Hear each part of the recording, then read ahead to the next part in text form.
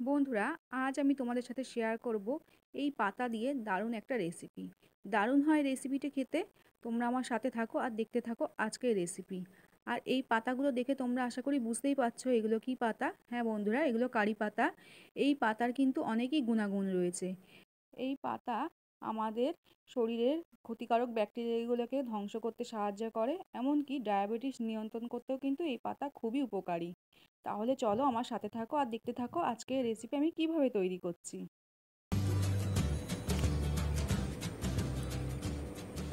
নমস্কার বন্ধুরা, Piu cooking and lifestyle চ্যানেলে নতুন একটা ভিডিওতে সবাইকে জানাই অনেক অনেক স্বাগত। তো দেখো, পাতাগুলো আমি তুলে নিয়ে ভালো করে ধুয়ে নিলাম। এবার এই পাতাগুলো দেখো আমি ছাড়িয়ে নেব ডান্ডি থেকে। এবার পাতাগুলোকে খুলে নিচ্ছি। আগে ভালো করে ধুয়ে নেবে বন্ধুরা। তারপরে দেখো, ডাঁটি থেকে পাতাগুলোকে ছাড়িয়ে নিচ্ছি একটা বোর্ডের ওপরে। কাটিং বোর্ডের ওপরে আমি ছাড়িয়ে নিচ্ছি। এগুলোকে একটু কুচো করে নিতে হবে সেই জন্য। আর এই পাতা আমাদের চোখের জন্য কিন্তু খুবই উপকারী, এমনকি আমাদের চুলের জন্যও কিন্তু এই পাতা ভীষণই উপকারী। স্ট্রেস নিয়ন্ত্রণ করতেও কিন্তু এই পাতা খুবই উপকারী। তো দেখো, এইভাবে আমি ছুরি দিয়ে দিয়ে পাতাটা ভালো করে কুচিয়ে নিচ্ছি। তো দেখো, এই পাতা সাধারণত আমরা সবাই কি হয় ফোড়ন হিসেবেই বেশি ব্যবহার করে থাকি, কিন্তু আজকের রেসিপি কিন্তু একদমই অন্যরকম হতে চলেছে বন্ধুরা। তো দেখো, পাতাগুলোকে কুচিয়ে সরিয়ে দিলাম। এবার একটা বাটির মধ্যে আমি নিয়ে নিলাম 1 বাটি বেসন আর নিলাম হাফ বাটি চালের গুঁড়ো। চালের গুঁড়ো দেওয়ার জন্য রেসিপিটা খুবই মুচমুচে হবে। আর দেখো, এখানে নিয়ে নিয়েছি একটা পেঁয়াজ ঝিরিঝিরি করে কুচিয়ে নিয়েছি, আর নিয়েছি একটা ক্যাপসিকাম ঝিরিঝিরি করে কুচিয়ে, আর নিয়েছি কটা কাঁচা লঙ্কা কুচিয়ে। আর দেখো, এর মধ্যে দিয়ে দিলাম পরিমাণ মতো নুন, পরিমাণ মতন হলুদ, আর দিলাম দেখো 1 চিমটে একটু খাবার সোডা দিয়ে এবার ভালো করে আমি অল্প অল্প করে জল দিয়ে একটা ব্যাটার করে নিচ্ছি। তো দেখো, এটা বেশি পাতলা ব্যাটার হবে না, একটু মোটা মতনই থাকবে। তো অল্প অল্প করে জল দিয়ে এটা গুলে নিতে হবে। তো এইভাবে আমি রেডি করে নিচ্ছি। তো দেখো, ব্যাটারটা গোলা হয়ে গেলে এইবার আমি যে কারি পাতা আমি কুচো করে রেখেছি সেই কারি পাতাটাই দিয়ে দিলাম।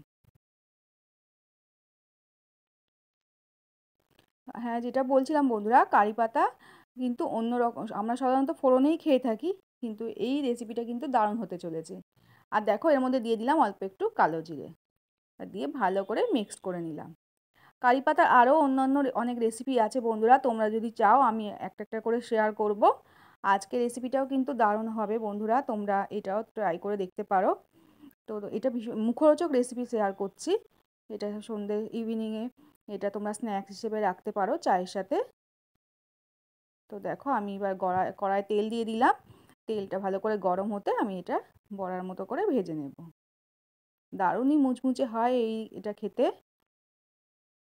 চায়ের সাথে তো জাস্ট জমে যায় সন্ধ্যের টিফিনে এটা। চায়ের সাথে মুড়ি দিয়ে এটা তোমরা খেতে পারো। আজকের রেসিপি যদি তোমাদের ভালো লাগে বন্ধুরা, আমার চ্যানেলে যদি নতুন বন্ধু হয়ে থাকো, তাহলে অবশ্যই আমার চ্যানেলটিকে সাবস্ক্রাইব করে আমার পাশে থাকার অনুরোধ রইল। আর পাশে থাকা বেল আইকনটা অবশ্যই দাবিয়ে দেবে। একটা লাইক করতে ভুলো না কিন্তু, আর কমেন্ট করে সবাই জানিও কেমন লেগেছে তোমাদের আজকের রেসিপি। আর আজকের রেসিপি যদি তোমরা ফেসবুক থেকে দেখে থাকো বন্ধু, তাহলে আমার প্রোফাইলটিকে ফলো করে দিও। আর রেসিপি যদি ভালো লাগে তাহলে বন্ধুরা সবার সাথে শেয়ার করে দিও। রেসিপিটা বেশি বেশি করে শেয়ার করে দিও। তো দেখো, আমি মুচমুচে করে এটা ভেজে নিয়ে তুলে নিলাম। তো কারি পাতার আমি আরও রেসিপি তোমাদের সাথে শেয়ার করবো বন্ধুরা, তোমরা যদি কমেন্ট বক্সে আমাকে জানিও।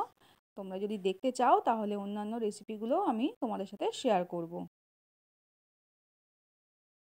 তো দেখো, এইভাবে সমস্ত বড়াগুলোকে আমি মুচমুচে করে ভেজে উঠিয়ে নিলাম। দারুণ মুচমুচে হয় খেতে, একবার হলেও বাড়িতে তোমরা এইভাবে বানিও কারি পাতার বড়া। তো দেখো, একটা ভেঙে দেখালাম কত সুন্দর হয়েছে। আজ তাহলে আমি এখানেই বিদায় নেবো বন্ধুরা, সবাই খুব ভালো থাকবে, সুস্থ থাকবে। আবারও দেখা হবে এরকম নিত্য নতুন রেসিপির সাথে। টাটা।